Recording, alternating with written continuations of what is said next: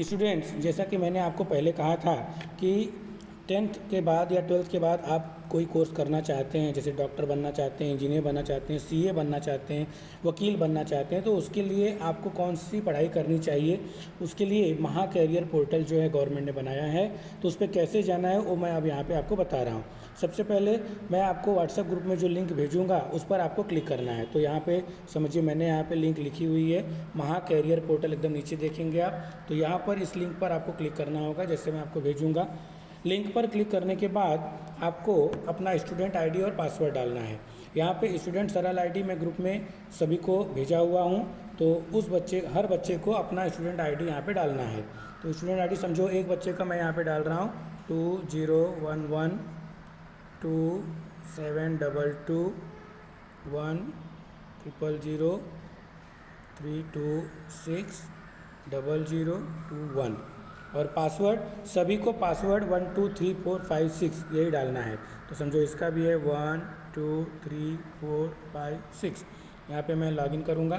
देखिए यहाँ पे बता रहा है user has been logged successfully, password save नहीं करना है, यहाँ ओके पे क्लिक कर देना है। अब उसके बाद देखिए समझो ये दुर्गेश का है, तो यहाँ ऊपर नाम लिख के आ जाएगा, हाय दुर्गेश लिखा हुआ है। उसके बाद देखिए नीचे लिखा है इंटरेस्टिंग कैरियर्स फॉर यू। तो यहाँ पे बहुत सारे कैरियर्स दिए हुए हैं कि emergency critical care consultant, virologist, immunologist, ऐसे इस तरह से बहुत सारे कैरियर्स जो है वो दिए भी हुए हैं। और इसके बाद नीचे अगर आप देखेंगे यहाँ पे एक्सप्लोर करके है, कैरियर से देख सकते हैं, स्कॉलरशिप से देख सकते हैं, कॉलेज सर्च कर सकते हैं, एग्ज़ाम सर्च कर सकते हैं। और नीचे आएंगे तो यहाँ पे देखिए लिखा पीसीएम फील्ड्स विथ हाई पे।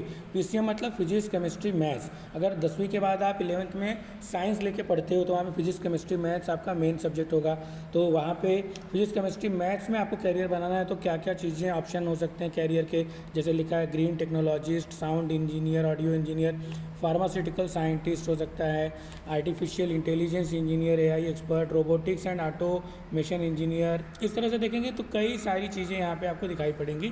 इसके बाद नीचे है पीसीबी कैरियर्स। पीसीबी मतलब फिजिक्स केमिस्ट्री बायोलॉजी। कोई 10वीं के बाद साइंस लेके पढ़ता है लेकिन उसको मैथ्स नहीं करना है, उसको बायोलॉजी पढ़ना है, यानी उसको जो है वहाँ पे डॉक्टर बनना है या उससे रिलेटेड चीज़ों में जाना है, बायोलॉजी से रिलेटेड। तो क्या क्या चीज़ें ऑप्शन कैरियर हो सकते हैं, वायरोलॉजिस्ट है, एर्गोनॉमिस्ट है, यहाँ पे एटमॉस्फेयर साइंटिस्ट है, जियोलॉजिस्ट है, फिर वाइल्ड लाइफ साइंटिस्ट है, इन्वायरमेंटल साइंटिस्ट इंजीनियर है, फिजिसिस्ट है, माइक्रोबायोलॉजिस्ट है, बायोलॉजिस्ट है, लाइफ साइंटिस्ट, ऐसे देख सकते हैं। और यहाँ पे अगर आपको घूमने टहलने का बहुत शौक है तो आप उसके लिए क्या क्या कैरियर यहाँ पे दिए गए हैं उसमें जाके सर्च कर सकते हैं।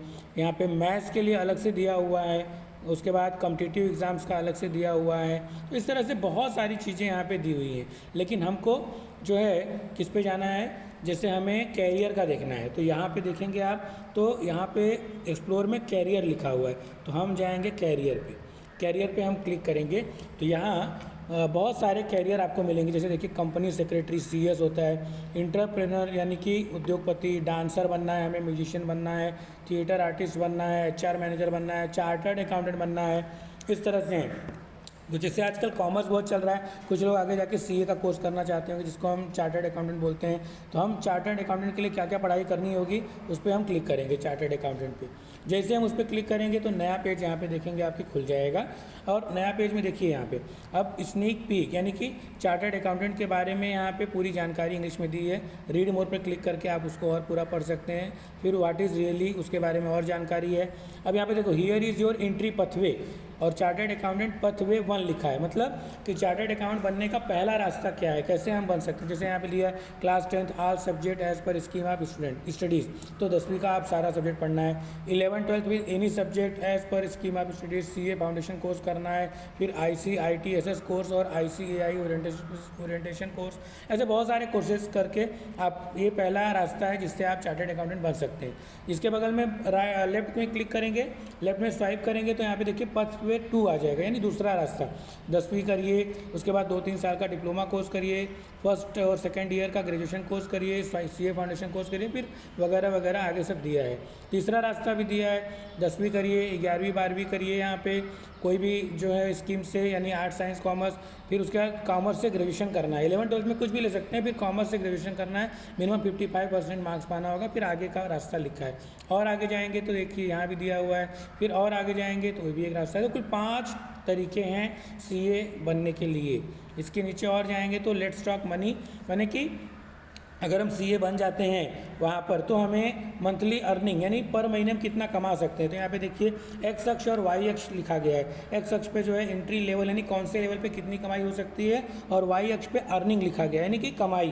तो यहाँ पे एंट्री लेवल पे हम 0 से लेके थोड़ा सा ऊपर गए, यानी शुरुआत में थोड़ी कमाई होगी, जैसे जैसे आगे बढ़ेंगे तो कमाई हमारी बढ़ती चली जाएगी वहाँ पे।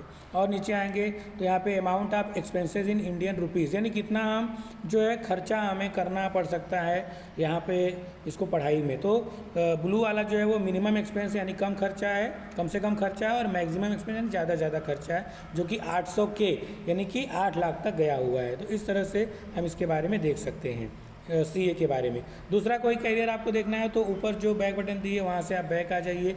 यहाँ पे हम फिर दूसरे कैरियर के बारे में जाएंगे। जैसे हमें जो है वो फैशन डिज़ाइनर बनना है किसी को, तो फैशन डिज़ाइनर बनने के लिए फैशन डिज़ाइनर पर क्लिक करेंगे हम, तो वहाँ पे ऑप्शन खुलेगा, देखिए उसके बारे में शुरुआत में दिया गया होगा। और उसके बाद फिर फैशन डिज़ाइनर बनने के लिए भी अलग अलग जो है तरीके होते हैं। पथवे 1 पहला रास्ता क्या है, 10वीं तक पढ़िए, 11वीं 12वीं एरी स्कीम एनी सब्जेक्ट यानी आर्ट साइंस कॉमर्स, फिर उसके बाद अंडर ग्रेजुएट फैशन डिज़ाइनर, ये सब करिए।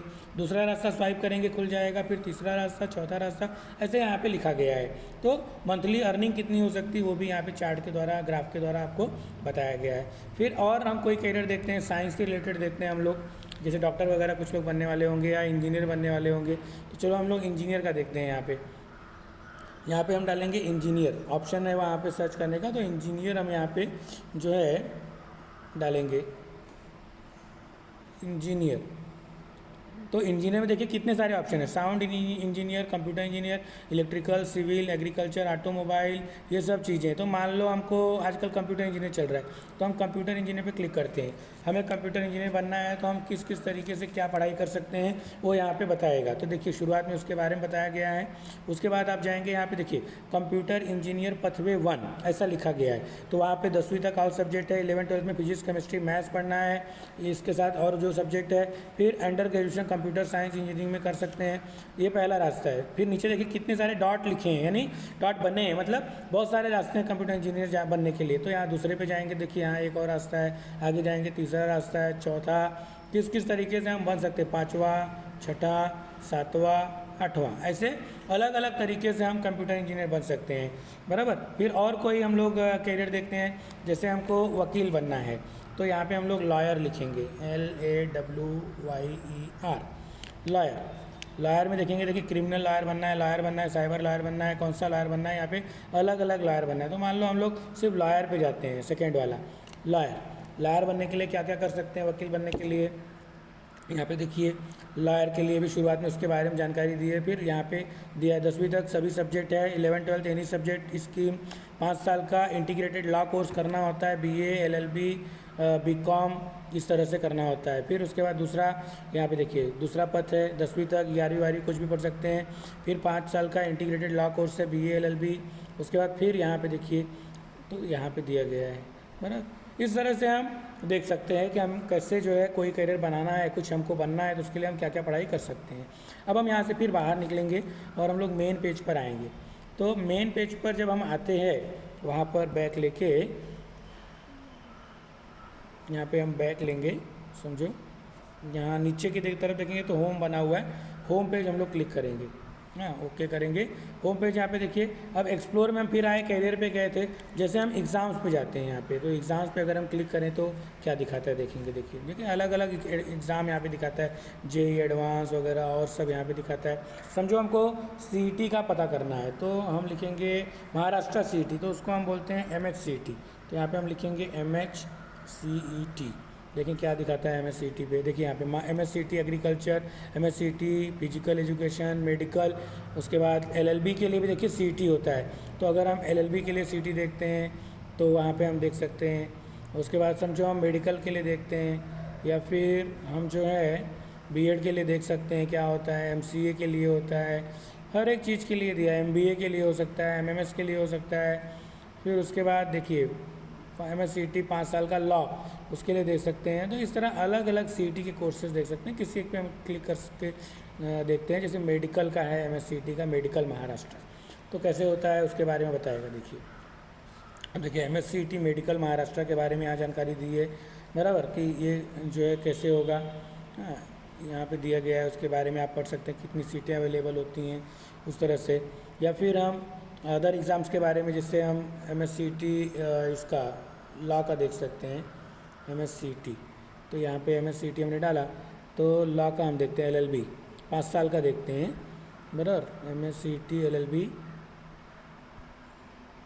तो यहाँ पे आएगा 5 इयर्स ला। देखिए MSCT LLB 5 इयर्स ला। तो यहाँ पे 10वीं के बाद सीधा 5 साल का जो है वो कैसे करना होता है, क्या एग्ज़ाम पैटर्न होता है, सब यहाँ पे देखिए लिखा हुआ है बराबर, या आप यहाँ पे देख सकते हैं। तो इस तरह से इस वेबसाइट की लिंक पे जाके ID पासवर्ड डाल के आप जो है अपना कैरियर कैसे, जिस कैरियर में आपको जाना है उसके लिए क्या क्या पढ़ाई करनी पड़ेगी, क्या कोर्स करना पड़ेगा, उसको आप जो है अच्छी तरीके से यहाँ पे सर्च कर सकते हैं। तो मैं आपको ग्रुप में जो है वो सभी बच्चों का ID भेजूंगा, पासवर्ड सबका 1 2 3 4 5 6 से, और उसके बाद वेबसाइट का लिंक भेजूंगा। लिंक पे क्लिक करके ID पासवर्ड डाल के आप जो है अपना सर्च कर सकते हैं। Thank you.